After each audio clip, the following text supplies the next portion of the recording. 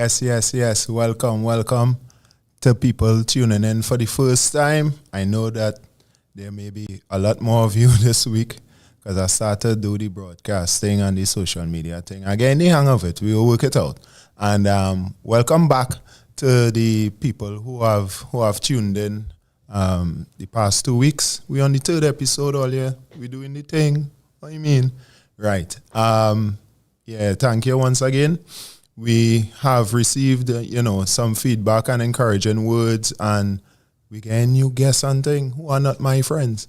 So, so the thing building, and thank you for that. So what we doing today, boy? I'll tell all you the truth. I so glad we just get an interview with somebody who is very important. I think. Their work is certainly very important and integral to, I guess, to not really be making it bigger than it really is, but to the future of the world, quite frankly.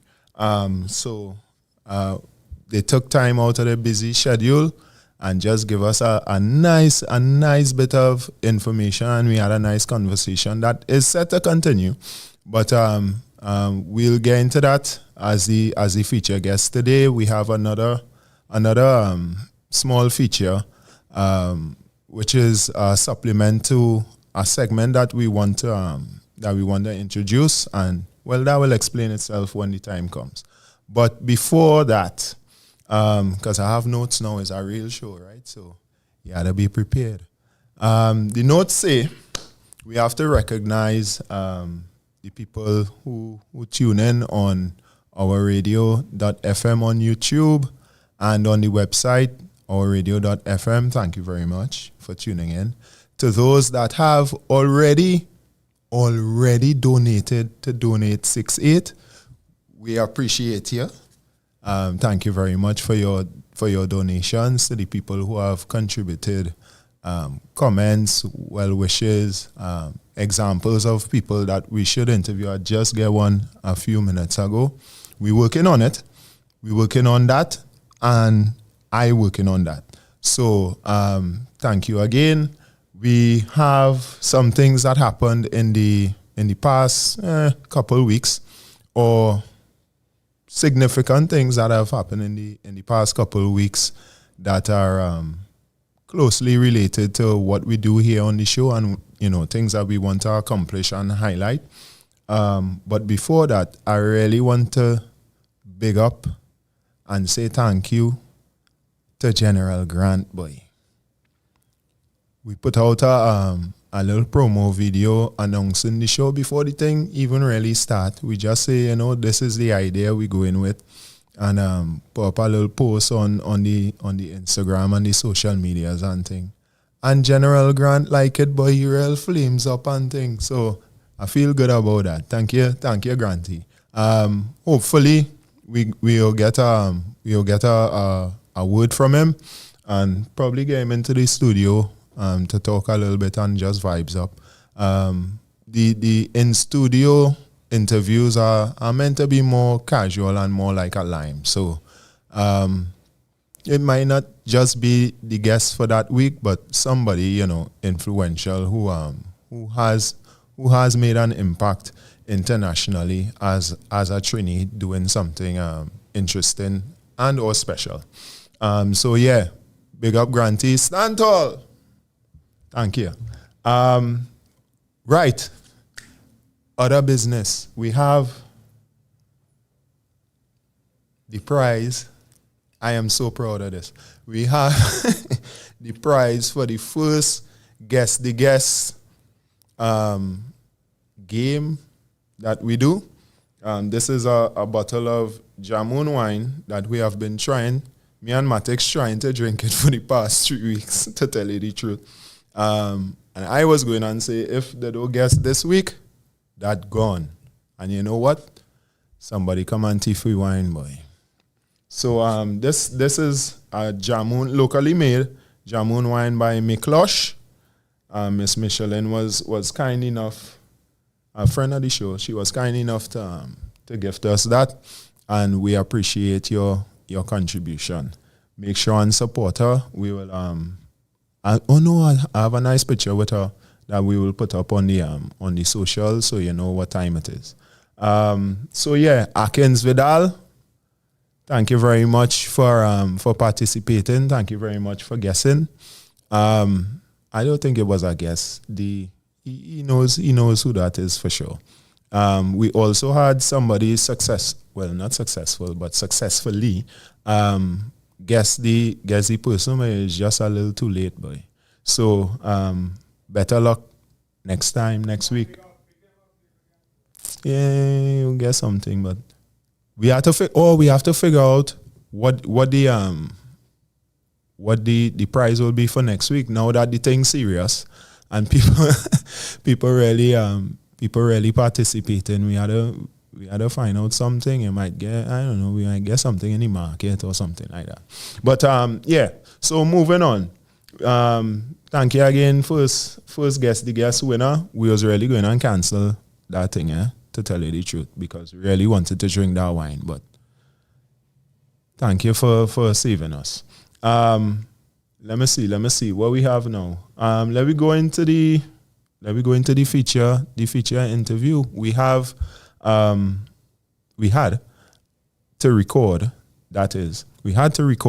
the interview because this person, Ruanna Haynes, director and head of diplomacy at Climate Analytics, is entrenched in a heavy session right now and just had a little break in between meetings. Actually, we had to cut the interview short. You'll see that. We had to cut the interview short because she was called away to our next session. The meeting that she is at is the COP30 environmental and policy making meeting going on in Breme in Rio, Brazil right now. It's a big deal. There's lots of important decisions and policies being made and a whole lot at stake. Actually, the physical and environmental future of the world as we know it is at stake and is being discussed across a myriad of meetings and plenary sessions and all those things that you'll hear about. So once we're ready, I think we could take a little break to prepare ourselves for that session, and that interview is very informative, short and sweet, because it feel like a Stephen A. call, back in the days with the rotary phone when you had to tap. I'm showing you how old I am. Oh, all right. So yeah, we'll just go to a little break, get a word from well, pretty much our sponsors, you. Thank you again to the people who donated so far, donate 6-8, and we'll come back straight into the interview with Ruanna Haynes. So catch you in a bit. Need to raise funds for your next creative project, event, or invention? Or maybe you or a family member are raising funds for much-needed medical treatment. Now, you can get started raising that much-needed cash via Donate68.com, the newest 100% homegrown crowdfunding platform in Trinidad and Tobago. Donate68.com accepts donations from all major credit cards, but not only that, for those without a credit card, you can use your everyday Visa debit card to make donations. So log on today and create a campaign for your next passion project, startup, or cause. Share your campaign with your community of family, friends, and supporters to get the financial backing you need. Donate68.com, funding your culture.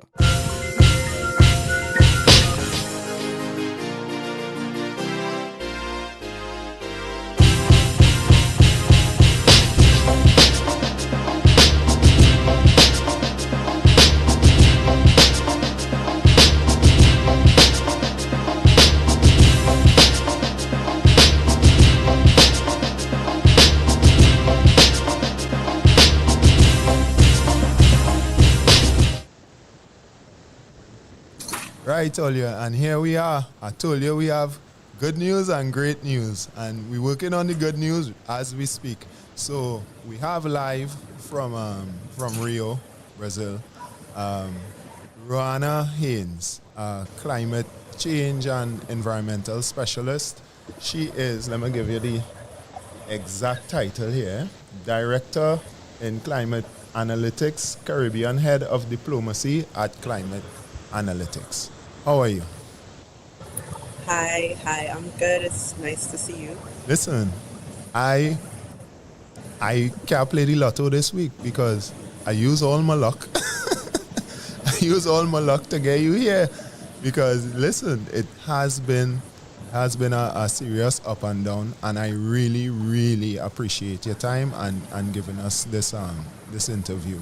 I usually try to start the interviews with our guests with asking about their family background and their upbringing, education, to get a sense of the person and to get a sense of the start of the journey. But I really want to ask you, Yes. what you doing right now? Explain. What am I doing right now? Explain to us why I'm so happy that we get you on the show.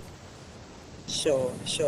So right now I'm at the 30th meeting of the Conference of the Parties for the UN climate process, which includes the UN Convention on Climate Change and the more recent Paris Agreement.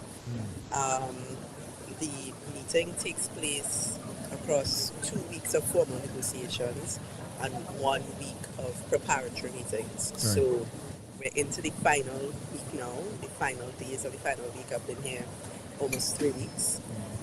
Today we are in this moment waiting to see some new version of a final text, a package for the range of agreements and the issues that we've been addressing here in Belém, in Brazil.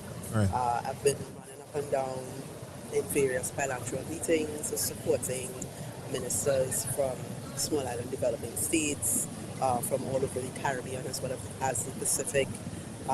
We've been in meetings. They had a meeting today with the Secretary General of the United Nations. I was in that meeting with them. They had a meeting today with President Lula of Brazil as well, and we've been having various bilateral meetings with ministers from different countries from all over the world. I was just in a meeting with the minister from the Marshall Islands and the Secretary of State from the UK at Miliband, trying to work out some of the last difficult issues that need to be addressed here at this point. So it's safe to say that what you're doing is very important and it's a big deal. I guess it depends on where you sit.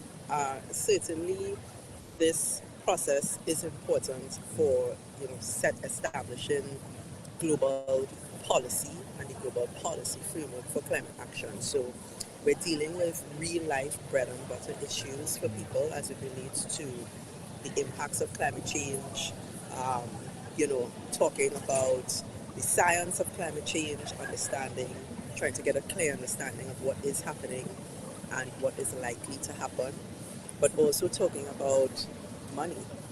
And finance is really important to help states to build their resilience so that when disasters hit, there's less damage, there's less loss, but we're also dealing with money for issues like loss and damage. I mean, we see what happened in Jamaica. Yeah. And we know that Category 5 hurricane was actually made worse because of the impacts of climate change. We're also dealing with how we can help to slow and eventually stop the dangerous impacts by significantly slowing down the amount of emissions we're putting into the atmosphere as a result of our use of fossil fuels. So that's right. A huge issue at this COP. We're talking about how to accelerate the energy transition that is already underway, and we're talking about how to phase out fossil fuels, essentially. That's a real daunting task. What is the outlook on that, on phasing out fossil fuels? What is the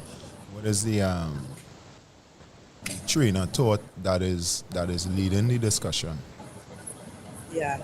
So, of course, we have 196, 197 parties to the Paris Agreement, right? Right. So this is not a bilateral discussion. Mm. It is not a discussion amongst a few countries. It is not a discussion amongst even countries that understand each other's Each point of other's view language. necessarily, and are able to see eye to eye. So it's very complex. We did reach a global agreement in 2023 globally to transition away from fossil fuels. And in that context, we agreed to triple renewable energy, double energy efficiency, make progress on phasing out methane, and to phase out inefficient fossil fuel subsidies, right, that are not linked to poverty eradication, amongst other things. Um, we understand, Climate Analytics has recently done some research on, you know, if we implement that agreement, where does it get us? Yeah. And we understand now that implementing that agreement from 2 years ago will actually help us to significantly reduce levels of projected warming by almost as much as 1 full degree. And I know as a number that sounds really small, Insignificant, but yeah, but in the context of impacts, yeah. it's actually huge.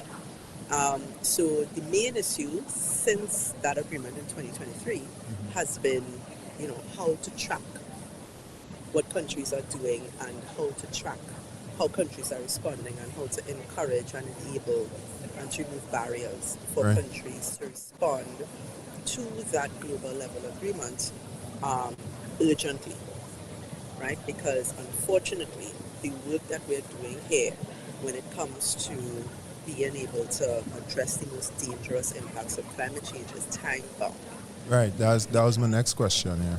Yeah, we have until 2030 to significantly and urgently reduce the amount of fossil fuels and that we're using and that is resulting in carbon dioxide reaching into the atmosphere. We have until 2030 to see a peak and a steep decline in order to have a fighting chance of limiting warming as close as possible to within 1.5 degrees Celsius above pre-industrial levels. Right. Um, Right. Well. yeah.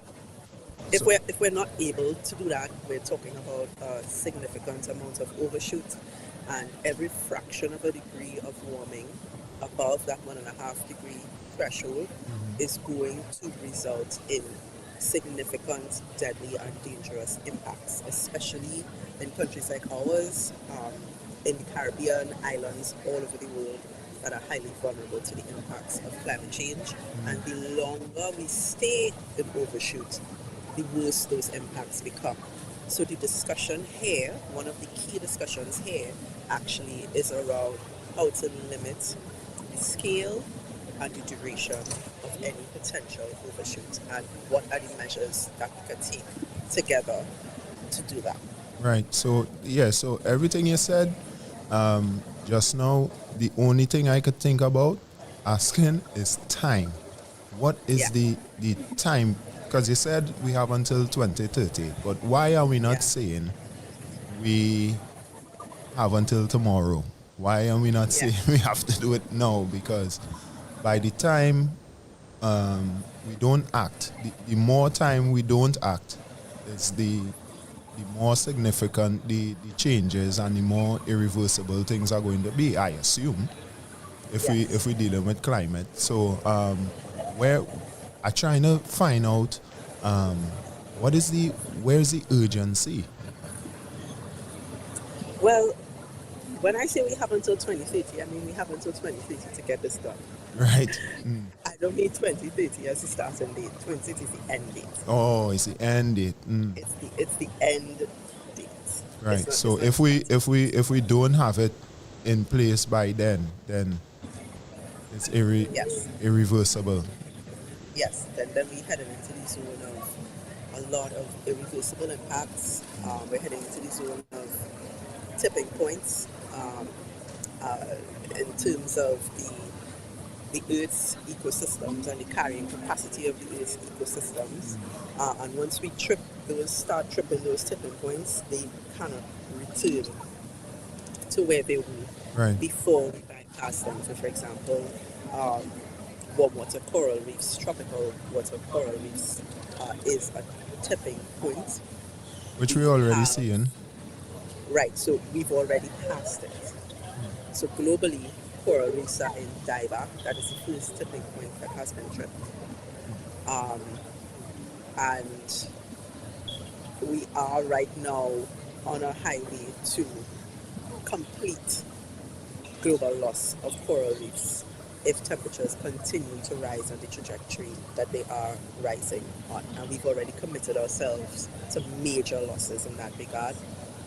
The next tipping point is the Amazon, which will also unleash a certain level of global catastrophe, and that's not an overstatement because we're talking about the lungs of the planet, Right. essentially.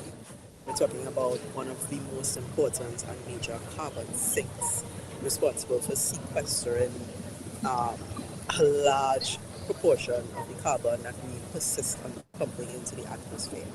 And if we lose that, that ecosystem, which has took, millennia to develop, there's no getting it back.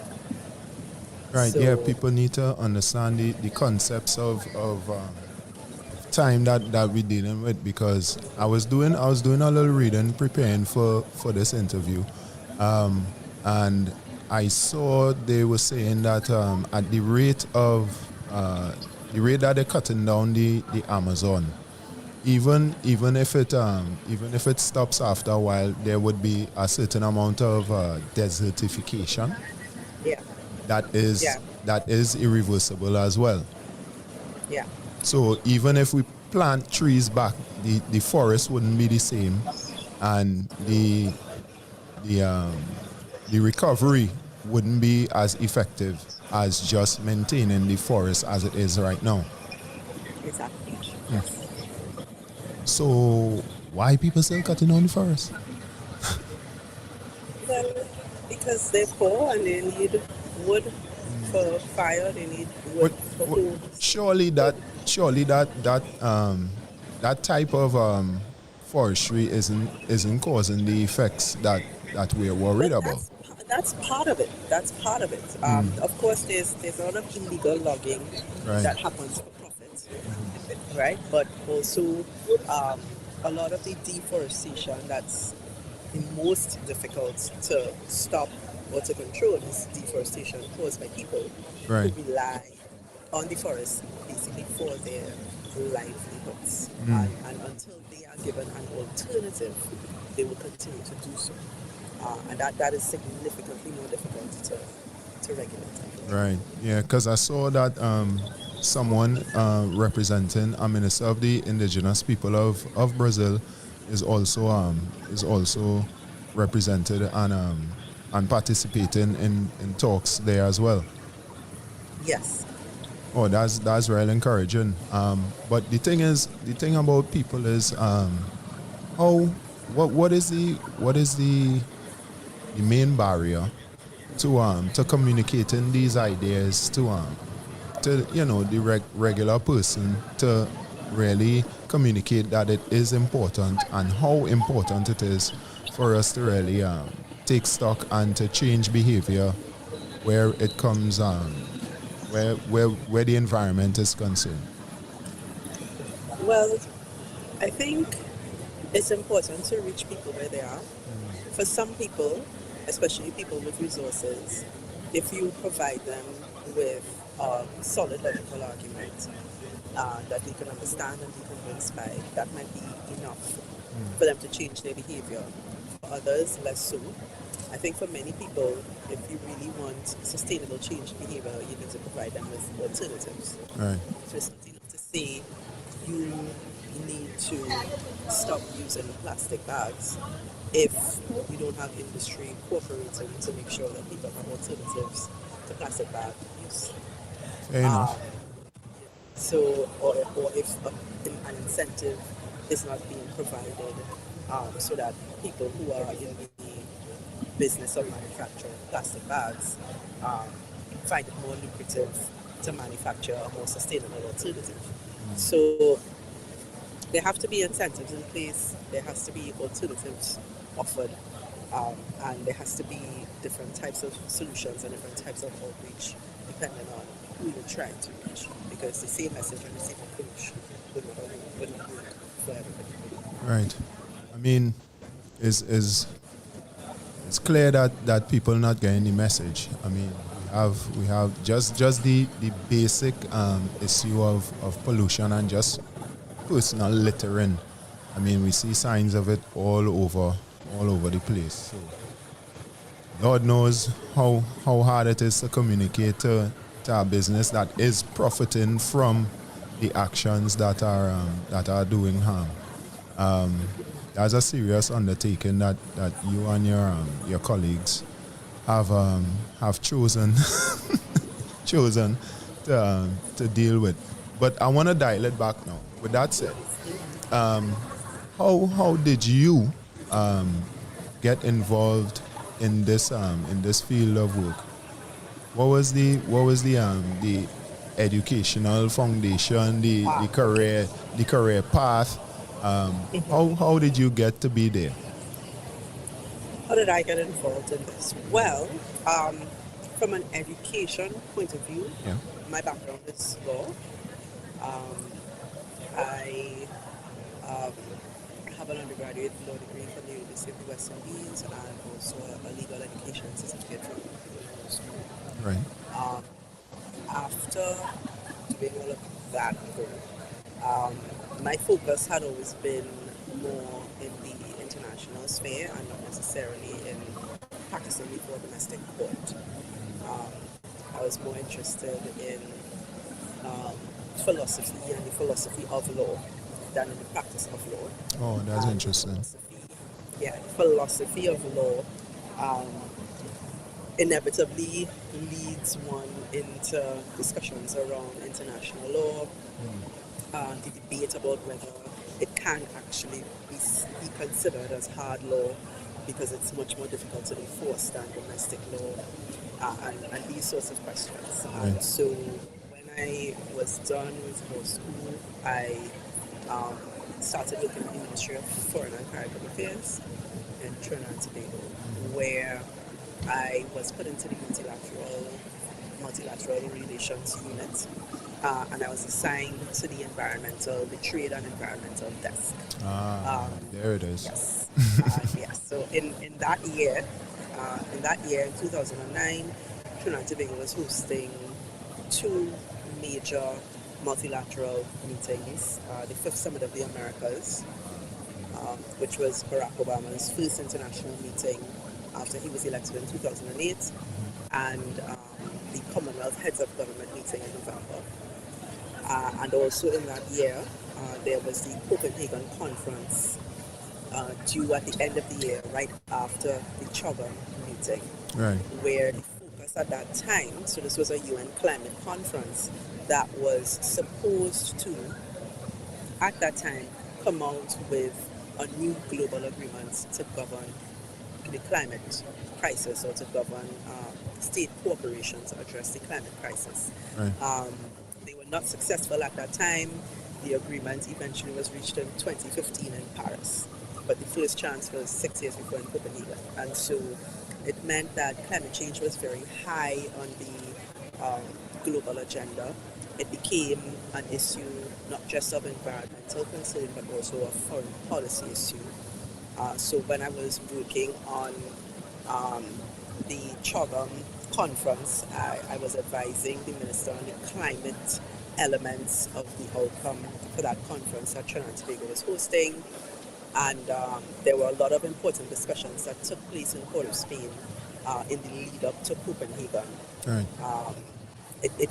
Chatham became the most important multilateral gathering of the year, and it took place in Trinidad and Tobago.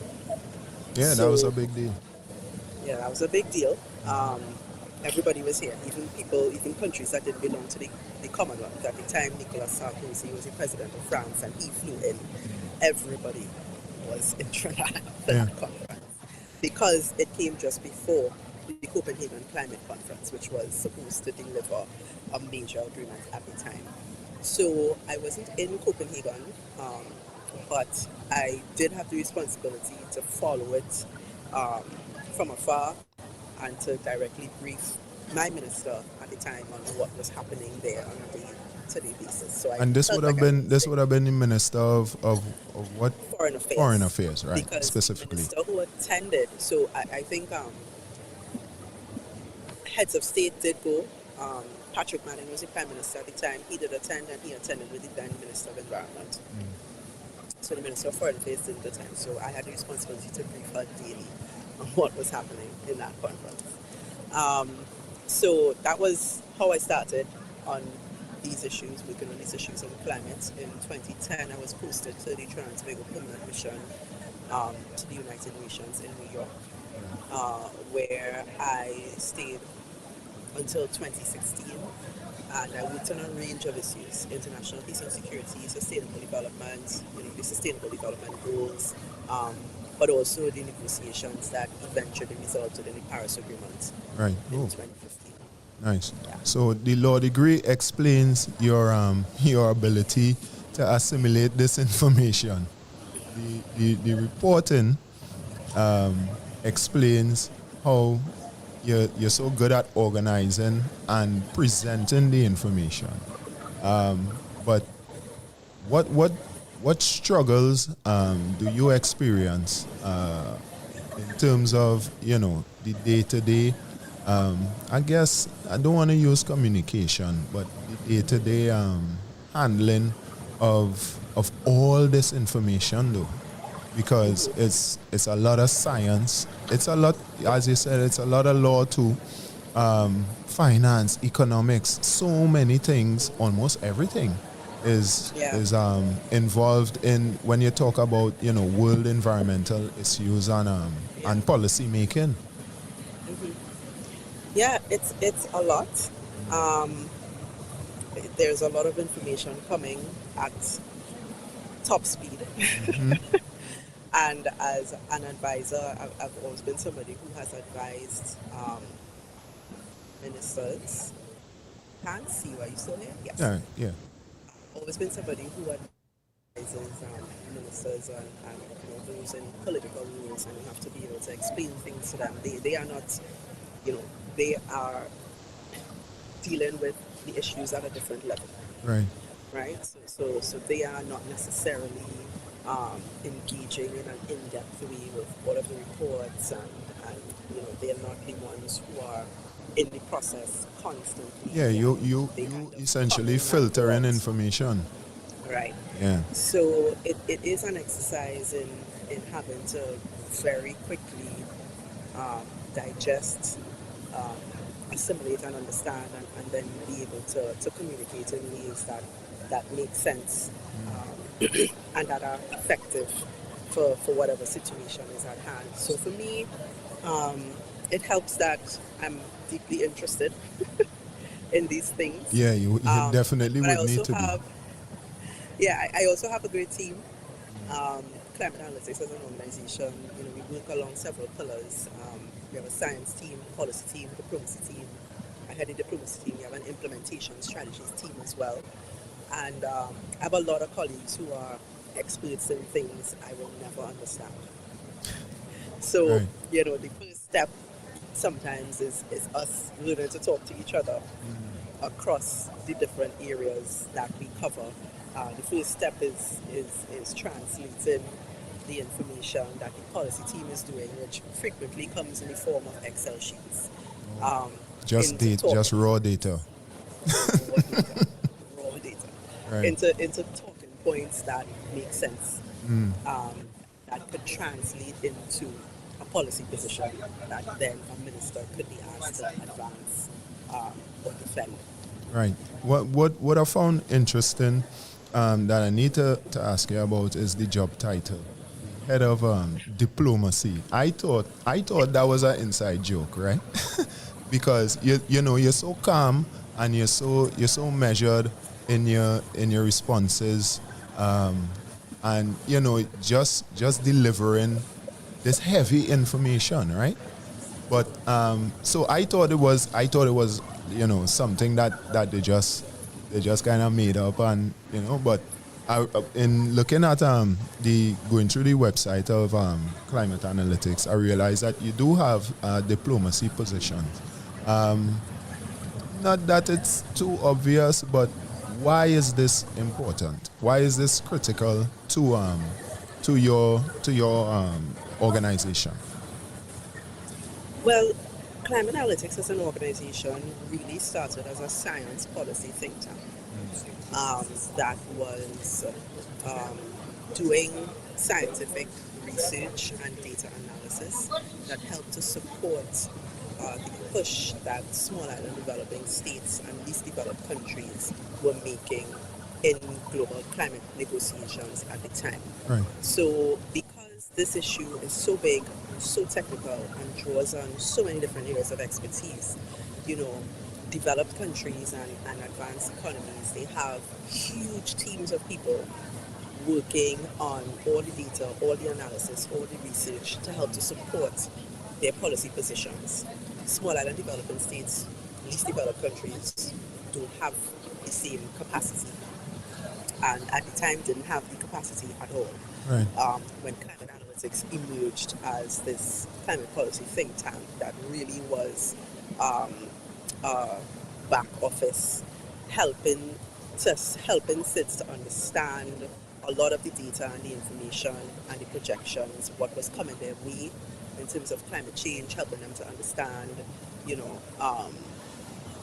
I guess, how they should position themselves in order to be able to buy as much time as possible to protect their countries, their communities from what was coming, how they should position themselves to try to get policy decisions made that would stop the crisis or slow it down to an acceptable degree. So I'll give one example. At the time when Climate Analytics was formed, the major debate was around what should be the long-term temperature goal that should be set. Where should countries agree that they would limit the increase in average global temperature? Looking at the baseline of pre-industrial times. Developed countries, advanced economies, had their researchers do the work and came back and said, well, 2 degrees.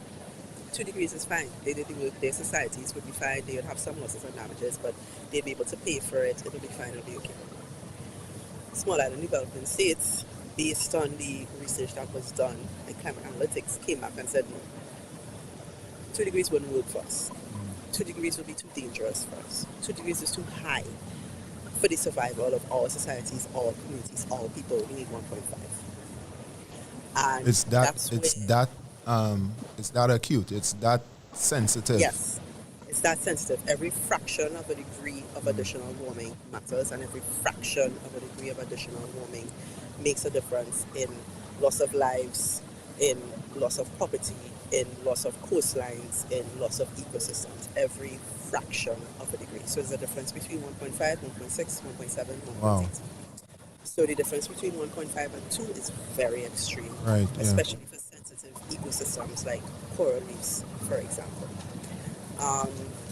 So that's where we started, and in that start, it was important. I mean, at the time, it was scientists and like physicists who were doing the work, or founders, but they realized they needed to grow the team, and they grew the team and grew the organization in a way so that they could have a team that was dedicated just to diplomacy, which would be sort of the first stop between what the physicists and the macroeconomists were doing and the data analysts and the modelers were doing.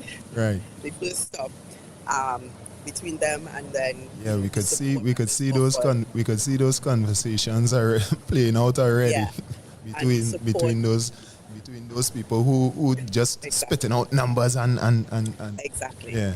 Exactly. You needed something in between. You need a translator. Exactly. So that's really what the diplomacy team does, and of course we come with our own skills as well. So yeah, it's a really dynamic and interesting space to look at. So all right. So speaking about translating, right? Um, all these factors that come into play that affect or are involved in climate change. These have economic and financial repercussions, right? One way or the other. How easy, how serious is it? How often is it translated into money, or is it always translated into money? Because I guess that is one of the things that people will, understand more important. More importantly, once you Yes. could put a dollar value to it and say, all right, you will lose this. This will cost this. Right. Um, it's frequently translated into money. Um, there are various reports that are produced every year around assessment of needs. So there are lots of figures that are out here in terms of trying to quantify the needs of developing countries for adaptation, so for resilience building, um, in order to address loss and damage or projected losses and damages as a Right. result of climate change. And then there are lots of figures around um, in terms of what the cost of the energy transition will be. So there is a standing discussion on finance happening, finance for adaptation, finance for loss and damage. There are specific climate funds that have been set up for this purpose. Um, and last year, for example, the main focus of the COP was on setting a new collective quantified goal on climate finance, which is a global provision and mobilization goal, an agreed figure dollar amount of money that developed countries primarily would agree to meet through various sources in order to help to support the efforts to address climate change. So that amount is 300 billion a year by 2030, and it replaces the previous amount, which was 100 billion a year by 2020. And Wow. that previous amount was set in 2010. It's not enough. Actual needs 300 amount to billion trillions. is not enough. 300 billion is nothing. Actual needs are in the trillions. And so it was a disappointing outcome, but it's still noted as an important agreement. And there was an agreement to try to leverage the 300 billion to mobilize up to 1.3 trillion. But I am in call in terms of the number. All right, I understand. I saw you typing away anyway. All right. So listen, part of the structure that we have is we do the name of the show is Inter Outer. So we want to talk to the guests while they're out doing their thing, and we also want to talk to them while they're here in Trinidad. So on your return, once you have the time, we'd invite you to come into the studio, have a sit down. It'll be a little more informal, a little more casual, because I really want to ask you about the flowers and things. But I know you have to go. I know your work is very important, and I am very, very thankful and very grateful for you giving us the time that you have. So thank you very much. So much. You're a warrior. I ain't gonna lie. Thanks so much. Thanks for the opportunity. And I'm sorry that I had to leave a little early. And definitely, once I'm back home, we can do a sit down. Nah, listen, it's fine. We'll work it out. What you have given us is a lot for us to chew on, and I'm very grateful. We thank you. All right. Okay, take care. All right, Bye. take care. All right. And there you have it. We get through. We get a little. The woman was on a break in between meetings and took the time out rather to talk to us. So again, we're grateful and we're looking forward to her visit in person. Thank you again, Ruanna Haynes. Serious work going on, boy. Dying easy. So we have another bit of content to share with you. But first, it's connected to a segment that we want to introduce because when we think about and talk about the people that constitute this group that we call in inter-outer nationals, right? it's not just the people who live or are based abroad. We also have a segment of people that go back and forth between Trinidad and, a lot of different countries for work and for sport. They represent us, they represent the country and themselves. And we have a history of doing that very well.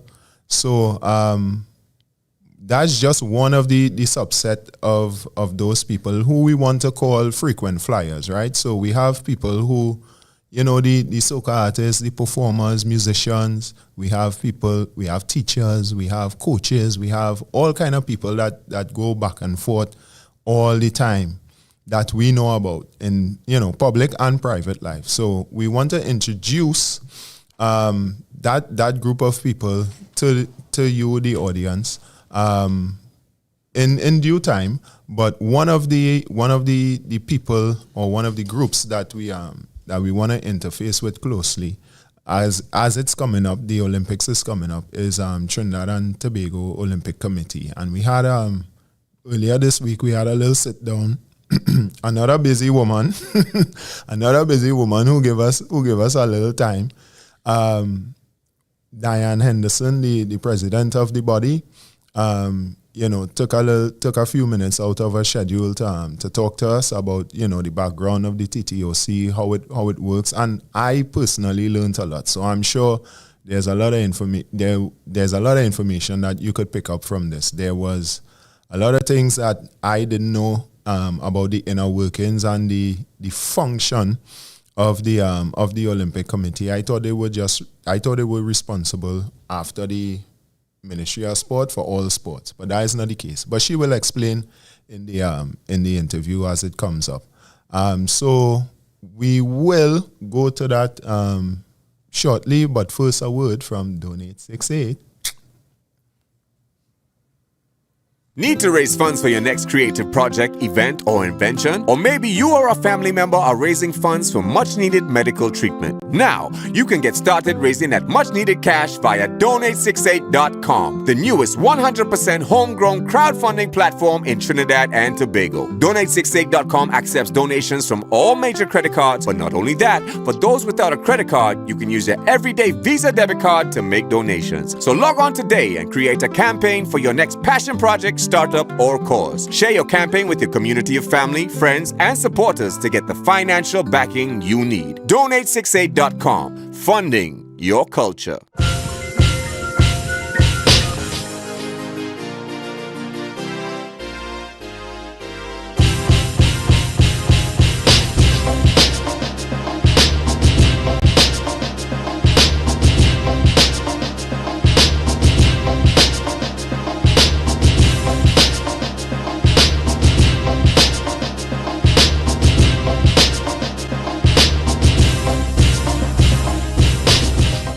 So, welcome everybody. We have a kind of a surprise. No, it's definitely a surprise. Not for her. She knew I was calling. But for you, and I'm sure you're asking, who is this lady and why is she on the screen? She wasn't the guest that we thought was going to be here this week. But I'll explain that. But first, let me introduce the current president of Trinidad and Tobago Olympic Committee, Ms. Diane Henderson. Welcome to International. Happy to be here. Thank you for the invitation. Hey, good to hear that, because we have some we have some things to talk about, right? So I'm sure you yourself wondering, well, why this man call me and why I'm on this show? I don't live abroad and all of that. But as I would have mentioned sometime before, we want to introduce some new segments. So we've been doing some thinking, and we realized there's not only people who live abroad and work abroad and based outside are really the only qualified inter-outer nationals per se. We have a lot of people who traverse back and forth from Trinidad in official and private capacities, right? And a lot of them, a big sub-segment of them are athletes. And, we have a history of participation, a long history of participation in the Olympics, and people representing us to great credit successfully. And I thought it was a good idea to have a relationship and to keep in touch with bodies that represent people that represent us. So naturally, TTOC came to mind, and you were gracious enough to accept our invitation, which we truly appreciate. I know you're a busy woman. In doing the research I was doing for this short interview, I realized you all work all the time. It's not just 4 years, every 4 years, 6 months before the Olympics, they get ready and send people out. So first of all, let's get a little background into the history of TTOC and your tenure as president, and we could move along from there. Right. So yes, we work all the time, 24/7. We're always on email and always on phone in terms of, because everything else is abroad or outside. So and we always in different time zones. But bringing it right back at the beginning, TTOC was by Act of Parliament in 1946. Okay. Incorporated, and also before independence even. Yes, it's been a while. The IOC accepted or recognized us, I think, the year after, and our first games was 1948. Wow. Just a year after that. So, and since then we have been attending all the Olympics, except barring the one that didn't, that there was a boycott. A boycott. I think that was South Africa or something like that. So that, and in 2013, I was asked whether or not I wanted to join the executive, and so from 2013 I have been as an executive member of the TTOC. However, the immediate past president, Brian Lewis, asked me whether or not I wanted to go up as president, in that's the last quadrennial, 2022. Right. So presidency was from 2022 to now, and this year we had the elections I went into my second term, so which is a 4-year term, quadrennial, right, which follows the Olympic cycle. Schedule. So that goes until 28, and our next elections will be early 29. All right, okay.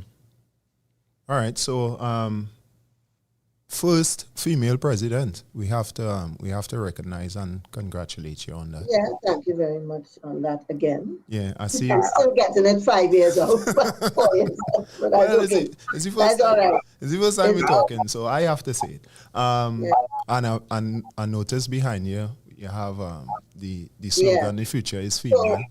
So, funny enough that, yes, I had put this up some time ago, and it's still in my room. So it's there since about, no, not this, but the future is female branding came out maybe 2016, 2017. I can't remember when, but Brian brought that out. And that's when we started to, because the IOC had one of their campaigns about, women in sport and stuff like that. And we started this future is female thing and tried to really empower. And then we started our annual Women's in Leadership conference every year since then. And it actually is this Saturday coming. Well, look at we that. have Pathways to Podium. Nice. So it's still going on. Okay, so so you gave us the history of the involvement of TTOC in what is that, real acronyms, in the IOC, in the Olympics.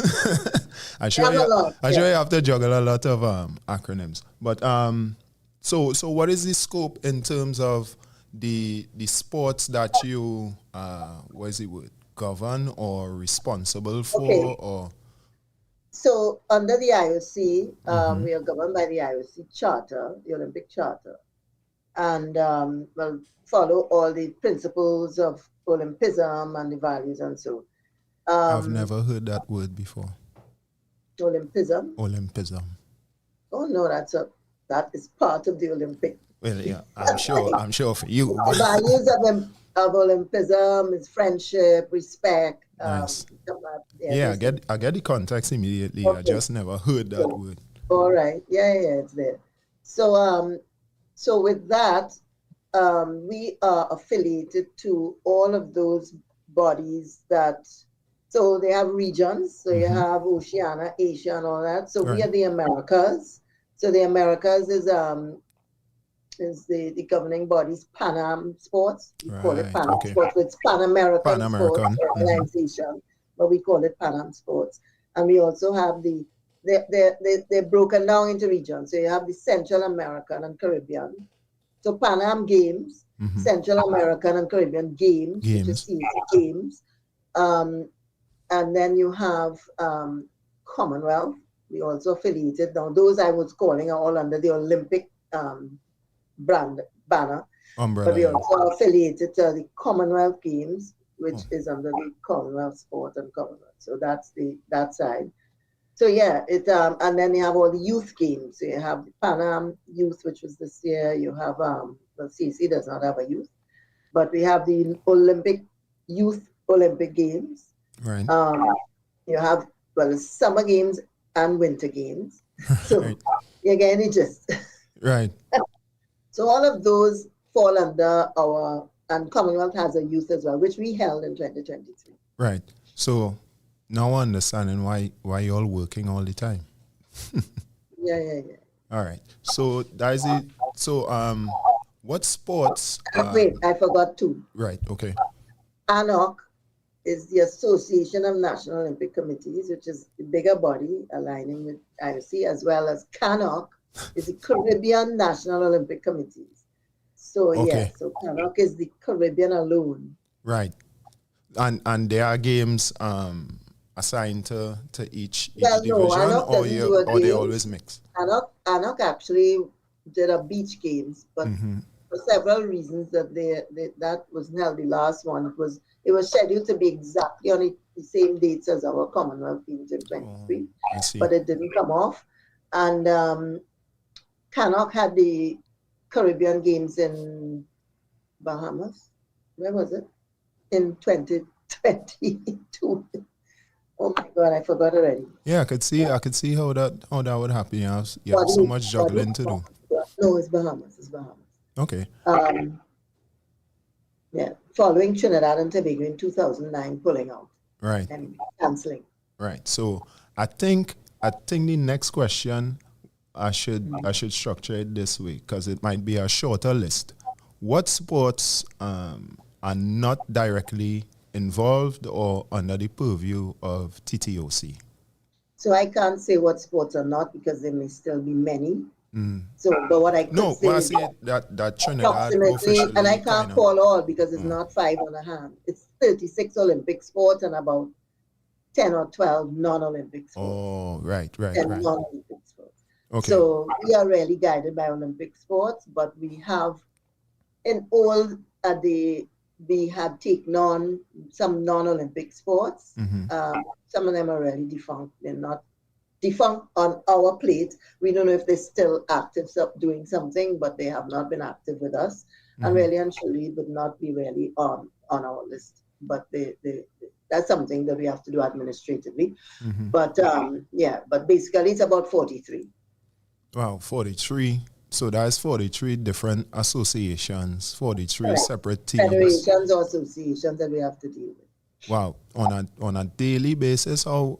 No. It's we have general council meetings, and we have and we in the beginning of a year, like this year particularly, coming in the end of the quadrennial, we made it a point to try and contact most of our sporting organizations to ask them and build that connection and that engagement with them, that relationship, so that we can find out what's their pathway for their athletes in the next quadrennial, what they're doing, what are their national competition, because really and truly they have an obligation as well under the Olympic Charter to do certain things for their athletes. Have membership, increase membership, and therefore and have national, it's supposed to have national competitions for your athletes.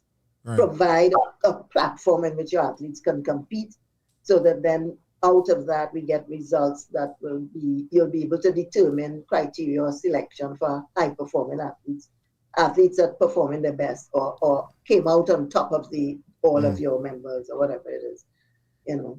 All right, great. So that covers that. We get into the fun part, trust me. So more specific to what we are interested in on this show is the movement of people representing the country officially, right? So what are how many people you have moving back and forth directly connected to the TTOC? So we're talking about not just athletes going to meets, but I'm sure there are seminars, meetings, training stuff. What's that word I'm looking for? Training of coaches, officials, all of that. Mm-hmm.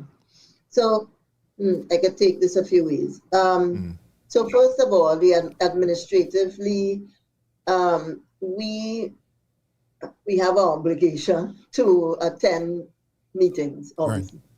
Right. General assembly. Each of those bodies that I spoke of, right, all of them have general assemblies. Each one has... They have, because they have their own body of instructions or guidelines or bylaws or rules of operation, right, that they have to act by. To their sporting body. So whether they like it or not, the president and secretary general most of the time have to attend certain meetings or so. We might share, and because of the climate change and the environment, we are signatory of the Sport for Climate Action Framework, which is part of UNFCCC. We have to look at these things and all different aspects of trying to do that. And just divulge and start that in a little bit there. But the point about is travel is one of the biggest things, and we obviously try to juggle on how we do stuff. But you can't get away from it when you have to go to an assembly that is in the venue of an upcoming games, and they want to have it there. We have no choice but to go there. Because you would be either not getting updated information, not engaging, and certain things like that. So a lot of movement coming to a lot of the programs that we have through either Pan Am Sports or the IOC, and that is Olympic Solidarity. There are, coaching programs. There's opportunity under Olympic 365 for athletes and post-career opportunities. So this new thing about Athletes Commission, they have opportunities for past athletes going on to do certain things or get the education or training program. They have opportunities for empowering females into programs of coaching or administration or sport management. Right. You have many things, so all of that. They have interns, like Commonwealth Sport has an equip program, and we get an intern all the time. That person is here. Right. Out of Trinidad, we choose a young person that came out of university to be our intern, and they would have a project or something. But the point is, they may simply have to go to a Caribbean island to do their wherever this group or intern program launch, or whatever it is. I just tell you that there could be a lot of movement in terms of people attending certain programs, because it's part of that whole niche of the provision of things. They have commissions out of, let's say for Pan Am Sport, there are commissions that different members from every National Olympic Committee might have to be on a commission, whether it's a finance commission, a marketing commission, or technical commission for sport. Right. Or so, and they may be called to attend to do an assessment or have a walkthrough of something or to meet to deal with something. You understand? So, safe sport and anti-doping is something that goes on. The ANTWADA sometimes have their conferences where they may ask our representative to send a representative to go. So I'm just saying that that is a really lively or living in and out, as you call it. Yeah, definitely. I could see that. I could see very active thing. And and I haven't even gone to the games and the chef de mission and going to a chef de mission seminar or the but these are real things, you know. People think, and I'm going to mention it because people think that, you know, and I think it's more, hopefully, times past, but that everything is about travel. But funny enough, you are doing something about travel is an opportunity for me to explain or show that the travel is necessary, or it's work, educating, it's capacity building for whether or not it's the chef, whether or not it's our sporting people from different sports get an opportunity. We really need to build coaches and the scientific side of things. So any opportunity we get to send somebody from a different sport to uplift their abilities, that's what we do. If we can bring somebody in. We have camps. We've had beach volleyball, we've had cycling, we've had several different camps in order to enhance and bring coaches in from the Caribbean and enhance that sort of thing. So it's really in as well from our regional. A lot more is happening in terms of the regional coming in as well for us using our facilities and using our services and resources to educate and bring in that person who can educate our people. So that's a big of all the travel that could happen. Yeah, which explains if you're in the airport often, you always see people in and out in you know the Trinidad representative kind of uniforms, and sometimes they don't look like athletes, but they're official. So it begs the question. All right, so we're moving on.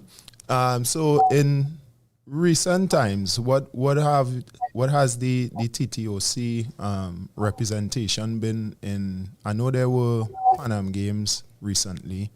There's always some youth games or supplemental meets that some of them you mentioned. So in you know recent times, what has happened, and you know what have been the notable results that we've received for Trinidad and Tobago?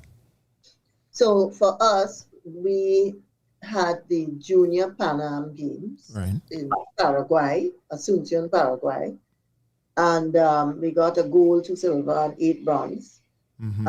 That's mainly the 3 top sports: athletics, cycling, and swimming. Right. There were some other notable performances, like, you know, that in badminton, I think it was, table tennis and tennis, I think. And maybe 1 or 2 others. Rugby didn't do too bad, I think. But yeah, so that is that in terms of those. In terms of the one goal actually was Bascom in the 100 meters athletics, and so that she's really a comeback athlete and really deserves the commendation of her return. She has come back very strongly. The other thing is, although we don't control championships and other international federation games or stuff, championships, because they don't really call them games. So that's the difference. World Athletics had the World Championships, of which the N3ATT National Administration administrative Administration Association. Of course, never get that right. Yeah, the acronyms again. Yeah. NCAA to TT, right? Or Right. N3. So they control the athletes, the qualification, and the athletes that go to World Championships. They have to qualify. So those qualifiers only had 4 athletes this time. Also, championships and games are those are like technical terms. Multi-sport. So you may have 33 sports, of which Trinidad and Tobago might participate in 15. Oh, you see how so we're learning stuff? All those I spoke about before, Panam, Stacey, and all those, even Junior Panam, all of those are multi-sport games. We handle games. Whereas now international federations and each of those 43 federations that affiliated to us, they are individual sports. Karate does karate, badminton does badminton. They go to their sport competitions or championships or regional championships. So that's why they're not called games. Right. I really appreciate that distinction. I'm sure we learned something here today. But while we don't organize that, we support athletes. So we support athletes. I would think so, yeah.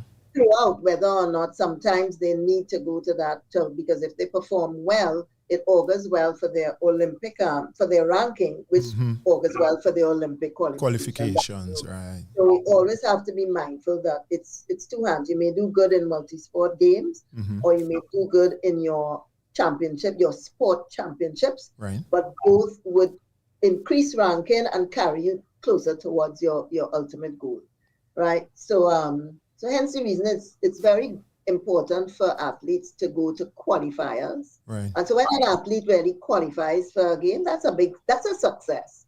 And people feel it all comes down to the medal at the end. Yes, right. you won the podium, but from the time you, Leah Bertram, Tyra Gittins, Keyshawn Walker, and Jeremy Richards, all 4 qualified for World Championships and went there and did their best. Right. And they really did because, they say Keyshawn got gold, Jeremy got silver. Yeah.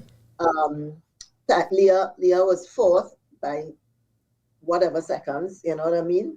So, the performances were creditable. And so all we look at everything as an achievement. So you have to really support the athletes. But we are there because whatever we can and whatever grant or program that we have, and we can, whether it's preparation or whatever it is, we try to support the athletes. And that's why one of the reasons that we speak to these sporting organizations in the beginning of the year, so that they know that, okay, they need to do this in order to that. So we kind of support in the federations here. Yeah. They need, in conjunction with the federation, they will tell us, okay, this is what we need to do, or this athlete, in order to get basketball going, we need to do something, or in order to get, because 3x3 is popular, and the whole thing about it is that everybody's going for the smaller entities of sport, 3x3, 5x5, this by this, beach something that 2020, things like that. It's you only see that big volleyball in the big countries, or big basketball in the countries, because they have the funds to carry this team of 20 or team of 16 somewhere. Yeah, because that's one team. But smaller countries and developing countries prefer the smaller team. All right. Yeah. To move around. yeah. Because you have to get the people there, right? And it's not just the people participating, the athletes, it's the coaching staff, it's probably the trainers, and ancillary staff, officials, referees, all of that. Yes. Even if it's one person participating, is a team of people, that has to go. So that's really good information. So the current participation, so what is going on now? What games today is what? Today is the 18th of the 18th of November. What games going on now? Stadium later, people go out. It's football in the stadium. Yeah. We'll be there. But not in status, yeah. in terms of outside participation, what teams are outside? What games are going on now? Well, Who we have representing? Okay, I can't say what sports off the top of my head is going on now outside. They may have. I know water polo just came back from something, but those are, as I said, those are the sports, individual Right. sports activities. I know that there's rugby this weekend right here in Trinidad from the 21st to the 23rd, and countries are coming in. So it's Nice. still in and out. So you have all regional countries, at least I think it's between 10 and 12, or they're female and male rugby. Let's go check that out in the REMA, please, y'all. Let's go and support. And that's really and truly, we need the public to go and support. Right. But for us, games, we were invited to the Bolivarian Games. So the Bolivarian Games is really only those about 12 countries that Simon Bolivar started or had a part in playing and developing something with the country. Right. So really it is mostly Latin American countries, of course. But we were invited as part of, I think, 4 countries, because cricket has now been named an Olympic sport in 2028. Yeah, well, look at that. In order to do that, now the IOC Olympic Games is by country. So, we only hear about the West Indies, but we cannot participate as the West Indies. So it means that they had to develop different forums in order for the countries in the Caribbean to see how we go forward as countries. So Jamaica, I think it's Anguilla, Barbados, and Trinidad and Tobago. Cricket was invited, both men and women.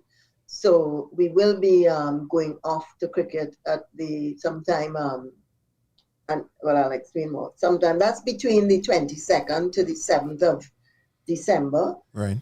I think cricket is a couple of days down, maybe from the 30th or something. But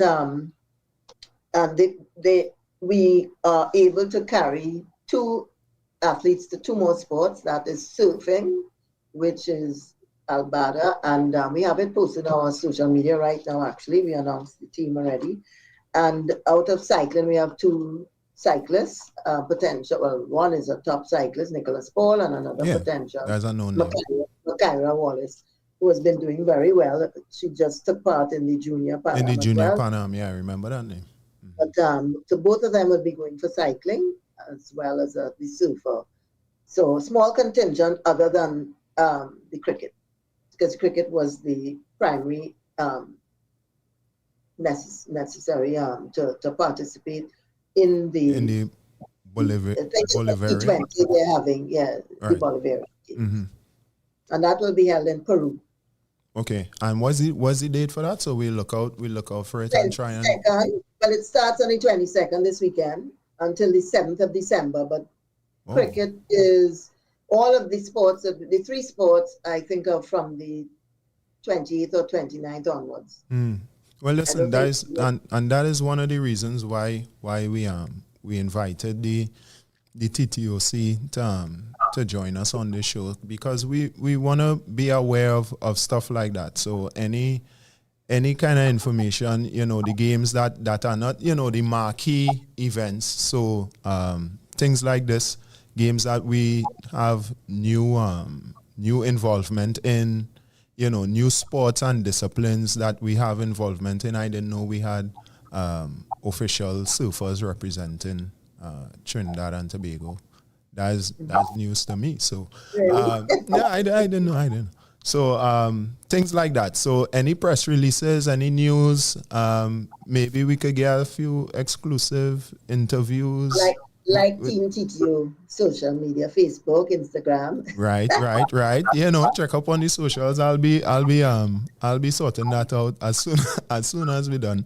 So just keep in touch. We want a close relationship with the TTOC, with the intention of supporting our athletes and keeping the flag flying high, because over the years they've made us proud, and for a small country to be going out there and making our mark in in sports and disciplines that a lot of people from a lot of big countries don't.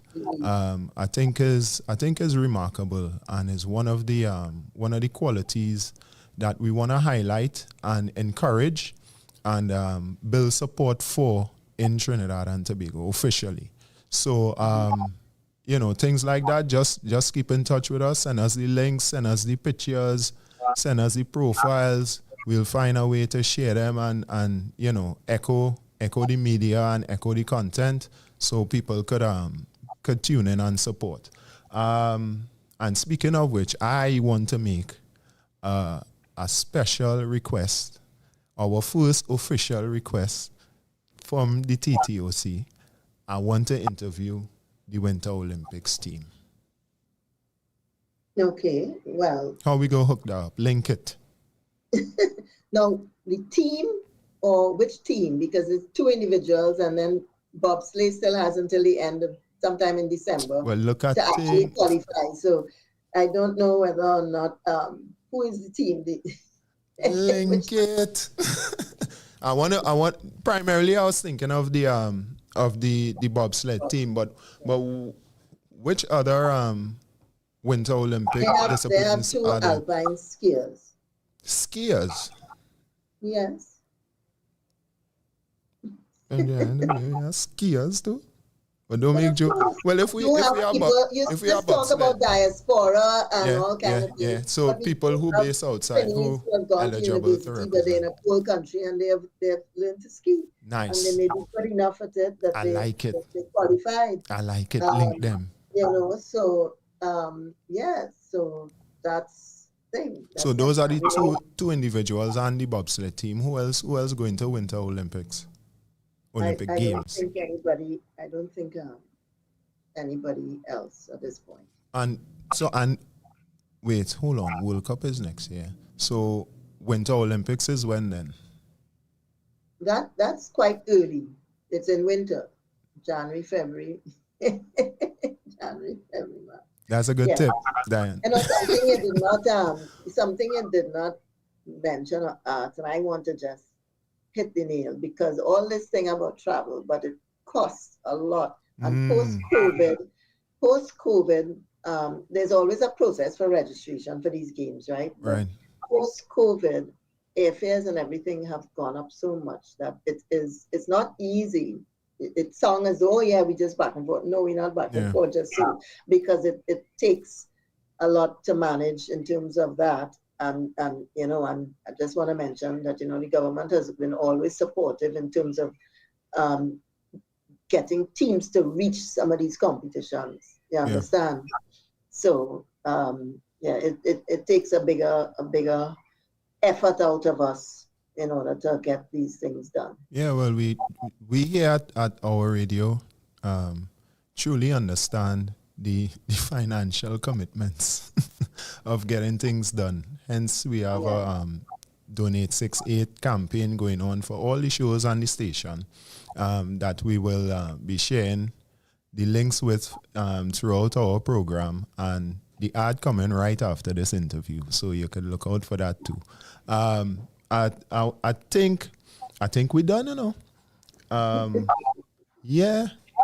Nice, a nice short and sweet one. Thank you very much, Ms. Henderson, for joining us, taking time out of your busy schedule. Now that we know or we get a peek into how busy it actually is, I truly appreciate your time and the information you've given to us.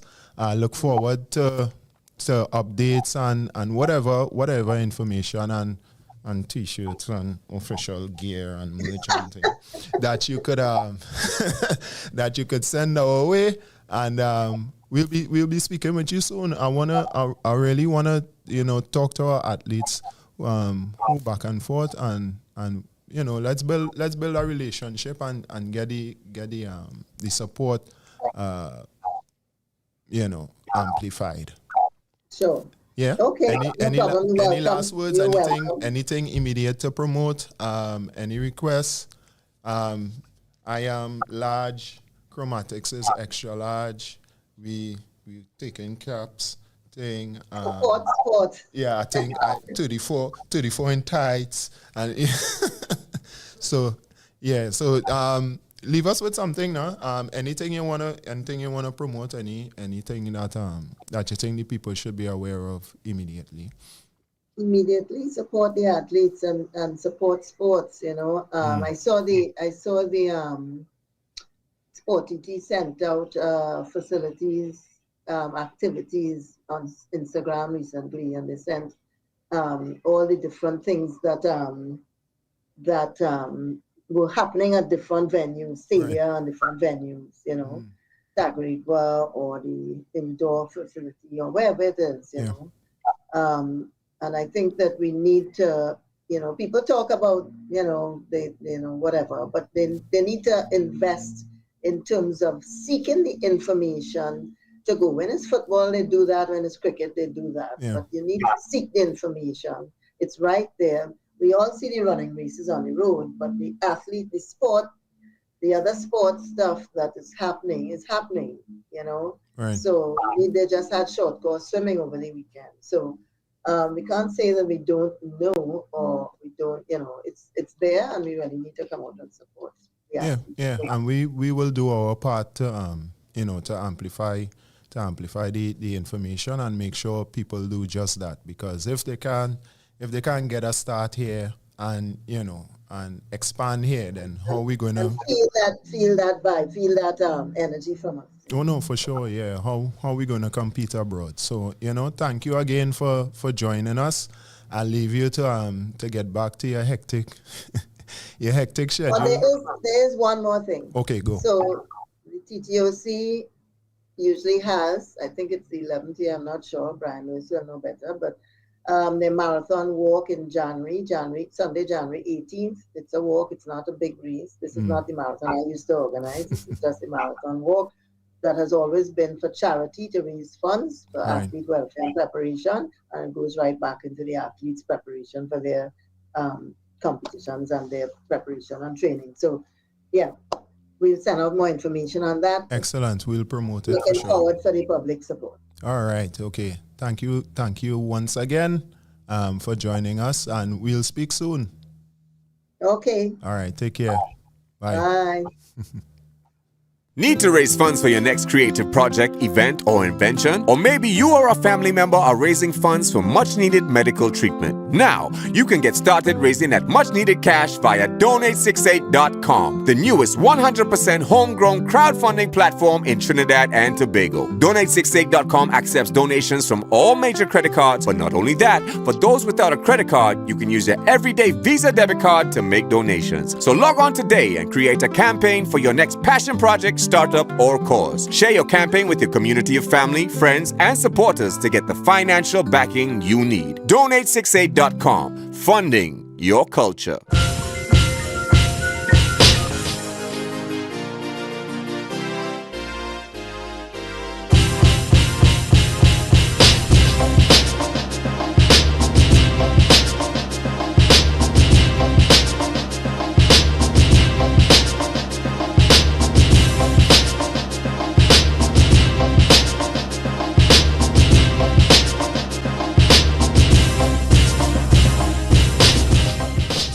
Yes, man, and welcome back. Wasn't that informative? Two very informative sessions we had there, boy. Thank you to those women doing that important work and taking care of business.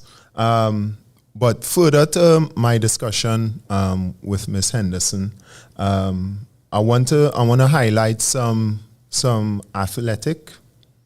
I think we have one or two social interest things, but athletic highlights in this month in November. So we had Trinidad and Tobago gymnast Yandy Stafford captured the nation's first ever gold medal in the vault at the Pan American Junior Youth Artistic Gymnastics Cup in El Salvador on November 6th. So congratulations to young Miss Stafford. Right, there's a social interest here. Colin Alexander. Colin, an ex-Alexander, boy? Hey.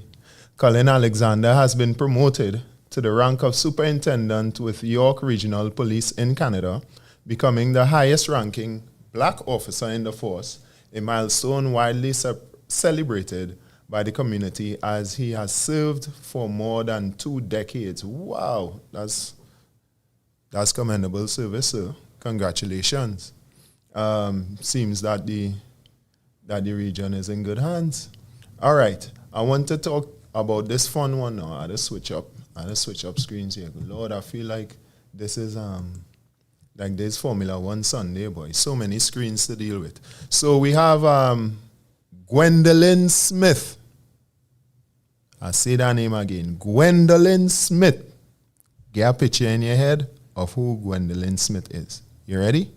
You ready? Hear this. Gwendolyn Smith was a standout gold medalist for the TNT Association of Masters Athletics at the recently concluded North Central American and Caribbean Masters Athletics Championships. Held in Mexico City from November 6th to the 9th, Smith secured an unprecedented 3 gold medals in the throws, dominating the javelin, shot put, and discus events. She also added 2 silver medals in the hammer and weight throws, contributing significantly to the team's total. But Gwendolyn ain't easy. The 17-member team, aged 35 to 85, achieved collective success, securing an impressive 29 medals, 17 gold, 9 silver, and 3 bronze, finishing an outstanding 4th in the medal standings among 33 competing countries. Well, look at that. The Masters really proven that they earned their name, boy. 89 years old. Groups. This is groups here. Robert Stevenson competed in the group 85 to 89 years. The team's oldest competitor earned a double gold in the 200 meters and 400 meters events. Where I want to think I could outrun him, but he might put me to shame, you know. 85 to 89, boy. You feel you have him, Matix? Yeah, you'll be surprised when Papi take off he had to park up, yes? Natasha Kelshaw, 45 to 49 years age group, and Michelle Sturge, 55 to 59 years. Both, that's a group, right? So both delivered dominant sprint performances, securing double gold medals in the 100 and 200 meters. We people still are fire, boy. Cheryl Reyes, I should say, in the 65 to 69 years group, was another double gold medalist, toppling the throws podium in both the hammer throw and weight throw, and adding a silver in the shot put. But people winning everything. And Slim LeBon, returning to compete for TNT, secured gold medals in the 800 meters and 1500 meters and earned a bronze in the 400 meters. Queen of the Road, Susanna Jo Fields, 70 to 74 years old, 74 age group, won gold in the 800 meters and silver in the 1500 meter. Other individual gold medalists include Rondell Paul in the men's 100, Miriam Mitchell, character group H agency, and Dave Messiah in the 400 meters. Wow, congratulations to all the masters for your achievements, those who won, those who participated. I know all you fitter than me because I ain't making them kind of numbers or performance. So moving on, that was Gwendolyn and crew. Congratulations again. We have 80-year-old Trinidadian-born distinguished scholar at City University of New York School of Public Health, Dr. Everald Hossain, continued to beat the odds after running his 40th consecutive New York City Marathon on November 2nd. Wow. Let me see. I think we have some more information on that. You know. That 40th in song, right, boy? Way. Let me see. Do I have him here? Yeah, man. Right. Oh, sign. Wait, hold on. This has some drama here.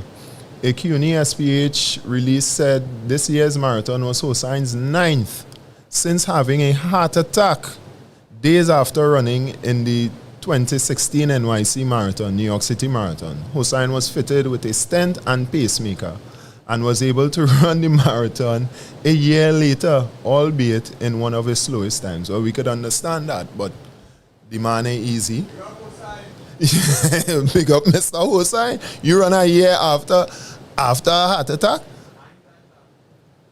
And consecutively since? But you's a hero, you's Iron Man. Hey, talking about Iron Man. Talk, bring talk, boy. We had 2 participants in the 2025 Ironman triathlon that took place in Arizona on Sunday. Michael Peter Haddad, who I don't know, but I'm proud to say I know Shaylan Evans, young lady who participated, and it was very very emotional, and it was a special participation for her, in that it was a tribute to one of her closest friends, or best friend, I should say, Corey. So she made it. We were following. The hashers were supporting all the runners and running community, I'm sure. Tuned in after a while. I really enjoyed the commentary, the commentary and the coverage put on by her friends and family. I think her brother and sister and other people were there. But the lead commenter on her profile, a Jamaican young lady. I will try to get Shaylan in when she's well rested, because that thing wasn't easy. Let me give all you the times. The swim was 1 hour 18 minutes 31 seconds. Transition to the bike ride. The bike ride was 6 hours 31 minutes 28 seconds. 6 hours. Now, any one of these things I cannot do for longer than 5 minutes. But and then she had to run a marathon. Well, everybody who participated had to do the same thing. Had to run a marathon. A marathon run was 4 hours 24 minutes and 43 seconds. Total time 12:28:40 for Michael Peter Haddad. The split was 1:10:23 for the swim, 5:37:37 for the bike, and 4:08:43 for the run. So congratulations to them both. You all did us proud, and we want to leave on a high note. Hey, special greetings to the men and boys listening. Today is International Men's Day. I don't know when it's local Men's Day, but we go figure it out. That's a little pun there, I'm sure you got it. But yeah, so give a thought if you haven't gotten the special man or boy, young boy in your life something today. Just talk to them and listen. You don't have to correct them this time. You don't have to tell them where they're going wrong and that kind of thing. Just chill out and listen. And you might hear something for the first time that will make you think, we need to do something, or I didn't know that about you, or something like that. So happy International Men's Day. We want to take you out with a couple scenes from Shaylan's completion. If we have it, we have it, the boss. We have it, Skipper. All right, we will try and put it up. But congratulations again, Shaylan. Congratulations, Michael Peter Haddad. Hopefully the word gets out, and we want to get you on the show, because we've been trying, and like all in our ministry, because no response to date. So take us out there, Skipper. We'll see you next week on Inter-Outer National, where we celebrate Trinis flying the flag and doing the thing abroad. See you later. Thanks for coming. The kingdom,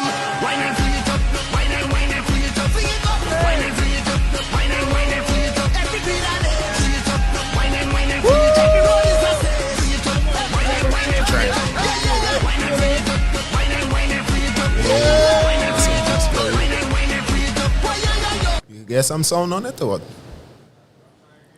All right, we're trying again. I mean, we get through with everything so far this week. I didn't think we would have been here, trust me.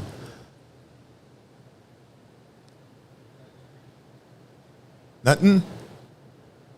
All right, save it for when we get on the show. We'll do it. You have it?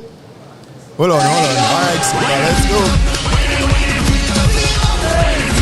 Congratulations, Shay.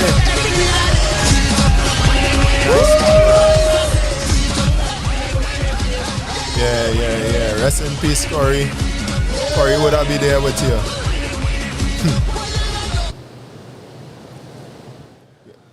You have a next clip? Thing look good, man. I don't know what you're worried about. Thing look good, man. Run it.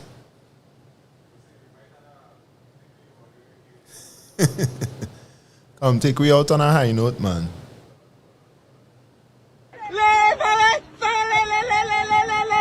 We have it. Whole stream.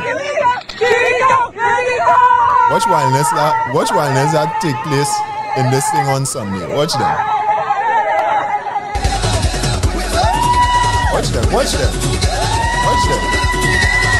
The people who supporting this girl probably do half the race. This is the energy she had at the run after 7+ hours of activity, swimming and biking. That is really Iron Man business. You earn your stripes, girl. Yes, man, that is the thing. That is international. You can't get better than that. All right, we gone. So see you next week, people. Akins Vidal, have your bottle of wine. You're getting it tonight.